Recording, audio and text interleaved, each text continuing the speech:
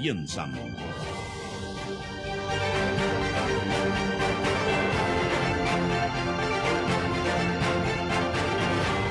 Bueno, son las 8:10, ¿ah?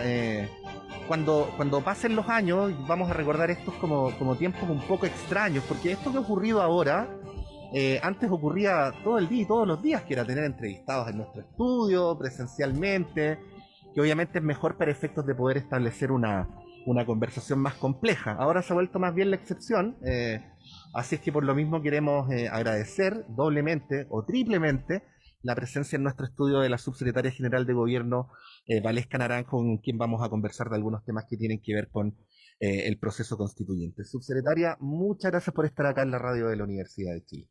Muchas gracias a ustedes por la invitación y sí, quisimos estar porque creemos que la presencialidad da otro tono, otro contacto, otra comunicación, entonces creemos que es importante ir recuperándola, no perdiéndola, Sí, no naturalizar el Zoom. es cierto. En la Es, medida que podamos, vamos a estar. es un buen consejo, ¿ah? No hay que naturalizar el Zoom. Yo creo que eso corre para todo orden de cosas, no solamente para el periodismo. Bueno, subsecretaria, está instalado el tema, ¿ah? Sí, está instalado a propósito de los alcaldes, de la Contraloría, de cuál es la línea que separa la presidencia del deber que tiene el Estado y las autoridades de gobierno en sus distintos niveles de difundir los contenidos del proceso constituyente. Frente a la necesidad de clarificar esto, ¿qué podría decir usted? Sí, nosotros tenemos un mandato de presidencia, pero también un mandato de informar. Entonces, efectivamente, ahí, más que un desafío, nosotros lo entendemos como, este es un plebiscito que tiene dos opciones, aprobar o rechazar, pero solo sobre un texto, sobre un objeto. Esta no es una elección normal en el sentido de que el gobierno cuando informa, no informa solo sobre lo que está alrededor de la elección, sino que en este caso hay un texto que además hoy contamos con su versión final, que nosotros llamamos como una fuente ya fidedigna para poder consultar todos los contenidos. Y en tanto eso es así, nuestro mandato es difundir ese texto final. Digamos, el mantener a la ciudadanía informada implica que ese texto llegue a la ciudadanía, se tenga acceso y se pueda estudiar lo más completamente posible. Especialmente porque hemos estado rodeados de un ambiente de noticias falsas, interpretaciones que realmente han sido falsas. Se ha demostrado en distintos espacios. Los organismos especializados, además de fact-checking, también lo han registrado y están afortunadamente haciendo seguimiento a esta situación. Y lo único que puede contrarrestar aquello es tener el texto final, y es por eso que el gobierno se ha dedicado a poder distribuirlo por un lado, y nosotros también tenemos un taller. Contarte que hubo una primera etapa se llamaba Hagamos Historia, Sí. que en esa un poco introducíamos y dábamos contexto a de qué se trataba esto, cuántas constituciones ha tenido Chile, lo particular del proceso además. Yo creo que eso es importante siempre decirlo. Este es un proceso que tiene muchas diferencias y es muy adelantado, podríamos decir, en términos de la profundización de la democracia, no solo en Chile, sino que en el mundo. Si este texto se aprueba, sería la primera constitución que se define y construye paritariamente en el mundo, y esas son condiciones que no son para esconder, sino que son también para difundir. Aquello no está del lado de una opción u otra, sino que es parte de la realidad, es un hecho de lo que ha sido el proceso, y por tanto, más que destacarlo, es parte de lo que nosotros también informamos. Entonces, en esta segunda etapa, que es Chile vota informado, y eso es lo que queremos lograr como objetivo, que la ciudadanía esté informada, es la entrega de este texto final, donde ya vamos directo al texto Ujú. y estamos distribuyéndolo. Creemos que además se ha dicho mucho que, no sé, 900.000, 1 millón de ejemplares, como mucho, y en mucho papel, y la verdad va a votar 15 millones de personas. Entonces creemos que ojalá alcance con algo así. Sí. Tenemos serias dudas, vamos a estar monitoreando en el territorio cómo es esta llegada, porque el país también tiene brecha digital, sobre todo en regiones, entonces el Mm. texto físico es importante. ¿Qué le parecen esas críticas? De hecho, hubo algunos que calcularon la cantidad de árboles que se iban a talar para poder imprimir estos ejemplares. Sí, lo hicimos en papel de diario, que es un papel bastante más de salida más rápida y no sé si es correcto el conteo de árboles que se hizo. Sin embargo, creemos que, Más bien la analogía, ¿no? claro, Sí, sí. no, por supuesto, la idea es decir que estamos siendo poco ecológicos y Ujú. haciendo un gasto que está de más. Y nosotros decimos ese gasto no está de más porque aquí hay un objetivo mayor, que es informar a la ciudadanía que hemos comprobado en regiones, en el territorio. Yo misma me he desplegado y se nos ha pedido encarecidamente que por favor lleguemos con el texto porque no toda la gente tiene teléfono inteligente, no, a pesar de que este es un país que tiene mucha conectividad y efectivamente es parte de las cosas que se destacan, en regiones no es tan así. Y hay muchas zonas en que no existe el teléfono para descargar el QR del texto final, no existe conectividad. De hecho, por eso tenemos también un programa Brecha Digital Cero que estamos Mm. implementando como gobierno, porque efectivamente hay brecha. No, Chile no tiene solo centros urbanos y esa realidad también queremos hacernos cargo y por eso estamos yendo a esos lugares y entregando los textos. Así es que nosotros respondemos a eso que creemos que sí es necesario y mantenemos nuestra política, por cierto, de ser lo más ecológicos posible, que pasa por otro lado, no por imprimir constituciones, ¿no? Sino por tener una mirada del desarrollo que efectivamente sea socioecológica, donde entendamos que no podemos seguir Sí. estresando nuestros ecosistemas y con medidas como, por ejemplo, el cierre de ventanas, que son medidas que van en serio a cuidar el medio ambiente, no imprimir algunos Sí. ejemplares. Sí, bueno, a mí me encantaría a propósito de esta, no puedo evitar decirlo, esta súbita preocupación por la ecología, ¿no? De que efectivamente pudiéramos calcular cuántos árboles se talan en Chile al día, para qué, quiénes son los dueños de los terrenos donde se talan esos árboles y quiénes son los principales beneficiados. Probablemente nos llevaríamos una sorpresa. Bueno, si somos un poco agudos no nos vamos a llevar ninguna sorpresa, eso lo sabemos muy bien. Subsecretaria, en ese plan es que surge la iniciativa del Chile Voto Informado, ¿no? Ese es el nombre que ustedes le han puesto. Estamos hablando de la impresión de estos 900.000 ejemplares, pero también estamos hablando de una plataforma web donde está alojado el borrador del texto constitucional en PDF.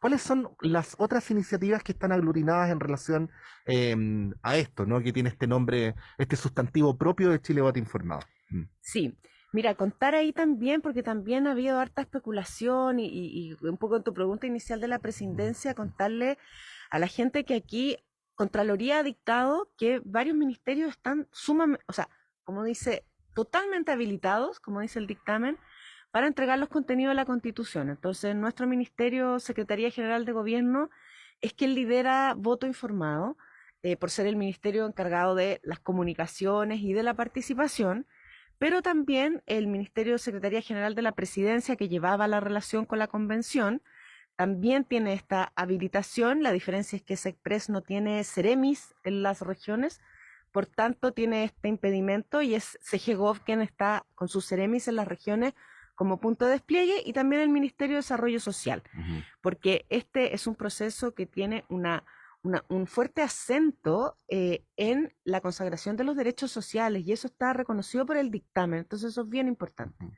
Y estos ministerios, entonces, principalmente porque también hay una habilitación del Ministerio de Educación en su módulo de formación ciudadana y una habilitación del Ministerio de Justicia en tanto el proceso ha garantizado derechos humanos y también ha buscado tener la garantía de derechos humanos en su texto. Y eso también se reconoce desde el punto de vista de los dictámenes y lo que, sobre todo lo que también ha hecho SECPRES en torno a mirar con detalle cómo podemos habilitar en distintos niveles, respetando absolutamente todos los dictámenes de Contraloría. Por eso el despliegue es de esta manera. En Chile vota informado, estos ministerios todos tienen ya un link y un banner para el QR descargable del texto Ujú. completo. En la página Chile Voto Informado efectivamente está el texto completo, el QR además, y toda la información que va a ir actualizándose en torno también a la misma votación. ¿Qué quiere decir esto? Por ejemplo, que el 13 de agosto usted tiene que consultar en cervel.cl y ahí está anunciado como en un itinerario para las elecciones que el voto es obligatorio y el 13 de agosto usted va a poder ver dónde va a votar, porque Cervel nos anunció que iba a rediseñar una geolocalización de locales de votación para que estos estuvieran más cerca de la última dirección registrada en el registro civil. Y hubo un plazo para eso, para poder generar como una dirección más actualizada. No sé si se acuerdan que en las últimas elecciones hubo hartos Sí, cambios sí. y ya, entonces ahora, como Cervel dijo, ya, vamos a reordenar esto. 13 de agosto, eso se publica. Después también se van a publicar siempre en las zonas aisladas, y por eso hablamos de las regiones ahí, se dispone de transporte especial para ese día. Esa información también quisimos con Ministerio de Transporte hacer una colaboración y también la vamos a subir a Chile Vota Informado. O sea, esa página va a tener toda la información de los distintos sectores que van a permitir que ese día sea una votación lo más ágil posible, Ujú. lo más expedita. Por cierto, también con monitoreo COVID, porque también hay una situación sanitaria que hay que monitorear y que efectivamente hay que todo se proyecta para que septiembre estén los contagios mucho más bajos y que esto pueda ser en condiciones como lo fue la última elección, también en pandemia, Mm. pero incluso más expeditamente. Sin embargo, como nunca es que no somos adivinos del futuro, efectivamente pueden venir nuevas cepas, nuevas alzas y eso hay que monitorearlo a propósito de Ujú. cumplir los aforos en los locales. Pero, como decía, en chilevotainformado.cl toda la información en torno a esta campaña que, aparte de esta página web, aparte de desplegarnos territorialmente, va a tener spots publicitarios y frases radiales en televisión y en radio, y esperamos que aquí también vamos a tener Pero por difusión. supuesto, sí, Y, es eh, nuestro deber. y lo Sí. que queremos ir avanzando, sí, es algunas cosas que nos parecen bien importantes de entregar, que es las cosas que no cambian y las cosas que cambian en el texto, como una guía general a propósito de algunas noticias falsas que yo creo que ya están súper despejadas, pero Ya, subsecretaria, pero a ver, yo no tengo cualidades de adivino ni nada por el estilo, ¿ah? Ni de predecir el futuro, pero es obvio que cuando esos cuadros comparativos aparezcan van a venir las críticas, ¿no? Y ahí los van a acusar de intervencionismo. Yo creo que cualquier persona que está escuchando sabe que eso va a ocurrir. muy probable. Eh, sí, ahí preguntarle, porque por un lado veo a su ministerio, ¿no? El ministerio que encabeza la ministra Vallejo, muy preocupado por las noticias falsas. Sí. Por el otro lado, ustedes están muy empeñados en difundir los contenidos del texto constitucional y también los critican por eso. Ujú. ¿Ustedes piensan que hay un sector del país o un sector de la política que está interesado en que la gente no vote informada o, para preguntarlo más directamente, en que vote desinformadamente? Nosotros creemos que ha habido una circulación y que debe venir de algún grupo de interés, una circulación de noticias falsas. Eso es una realidad y está en las redes y ha estado en ciertas quizás interpretaciones. Vamos a ser súper bien pensados y vamos a decir, acá han habido interpretaciones que no son correctas. Como por ejemplo decir, y hay un ejemplo Ya, o bien sea, un problema de concreto. comprensión de lectura. Podría ser, Ya, hay que preguntarle a esas sí. personas que opinan de esa manera, como de dónde interpretan o de dónde extrapolan ciertas sentencias que han dicho. Un ejemplo muy claro de eso, al principio decían que iba a cambiar el himno, la bandera y el escudo, Eso. que un parte de los contenidos que nosotros, por ejemplo, yo digo que ese es como nuestro tono de humor, pero que decimos, no va a cambiar ni el himno, ni la bandera, etcétera, ¿no? eh, el derecho a la vivienda y que se ha dicho que las viviendas no van a ser más heredables y que el gobierno al garantizar solo la vivienda digna, perdón, el texto al garantizar solo la vivienda digna, estaría sacando el derecho de propiedad de ese derecho. Y esa es una interpretación que yo creo que hay que preguntarle a la gente que la ha dicho así, ¿de dónde saca aquello? Porque, y aquí te confieso como un off, leer el texto efectivamente ha sido para mí no solo muy útil, muy entretenido también, en el sentido de que el texto es un texto que tú no puedes leer lineal o donde cada artículo se entiende por sí mismo. Entonces, cuando hablamos de derecho a la vivienda, pero cuando tú lees que el derecho a la propiedad también está consagrado en la Constitución, efectivamente no tienes cómo interpretar que el derecho a la vivienda le quita el derecho a la propiedad cuando dice que lo que va a hacer es garantizar el acceso a la vivienda digna. Pero sin afectar el derecho de propiedad. Claro. Por supuesto que no lo afecta. Entonces, Mm. es un texto que hay que leer orgánicamente e integrado, donde yo, de hecho, los invito a leerlo, digamos, porque un poco uno va atrás, adelante, porque dice, justamente dice, entonces, ¿por qué dicen esto? Y te vas al derecho a la propiedad. No, está descrito el derecho a la propiedad. Y está descrito, garantizado con distintos artículos. Entonces, efectivamente, yo al menos concluyo en ese texto que no hay nada que diga, todo lo contrario, que el derecho a la vivienda o la garantía de la vivienda le quita el derecho a la propiedad sobre la vivienda social. Ujú. Entonces yo, por eso diría, preguntémosle a esa gente de dónde la saca, o hay una lectura parcial, y creo que eso es parte de la campaña y de lo que nosotros estamos impulsando, que es que las personas vayan al texto, vayan a la fuente. De hecho, en el taller hacemos ese ejercicio. Surge mucho esa pregunta, ha surgido en los talleres. Pero el derecho a la vivienda, ahora ya la vivienda social ya no va a ser de propiedad de las personas. ¿Dónde dice eso? Y entonces vamos y leemos el artículo del derecho a la propiedad, el artículo del derecho a la vivienda, y efectivamente, y lo ha dicho nuestro presidente, lo ha dicho nuestros ministros, hay cosas en el texto y también surge en el taller, ¿no? El texto no es un programa de gobierno. El texto es una norma fundamental que nos orienta en una dirección para que los poderes, tanto ejecutivo, legislativo, que tienen iniciativas de ley, legislen en torno a aquello que mandata ese texto. Y entonces, si fuera así, digamos, solo tendríamos constituciones y no tendríamos un parlamento que está dedicado, ¿no es cierto?, a legislar y poner las otras normas que van completando nuestro cuerpo de leyes y normas en torno a la orientación de esta estructura que plantea un texto constitucional. Y en ese sentido, efectivamente, como la Constitución no tiene que resolver todo, afortunadamente, y está nuestro poder legislativo, allí, por cierto, que hay cosas que discutir y que es importante que la democracia funcione con sus propias herramientas y en ese sentido los parlamentarios, y bueno, y la propia ciudadanía, ¿no? Esas son cosas que a mí me gustan mucho del texto en lo personal, que es, por ejemplo, tener iniciativas populares de ley, Ujú.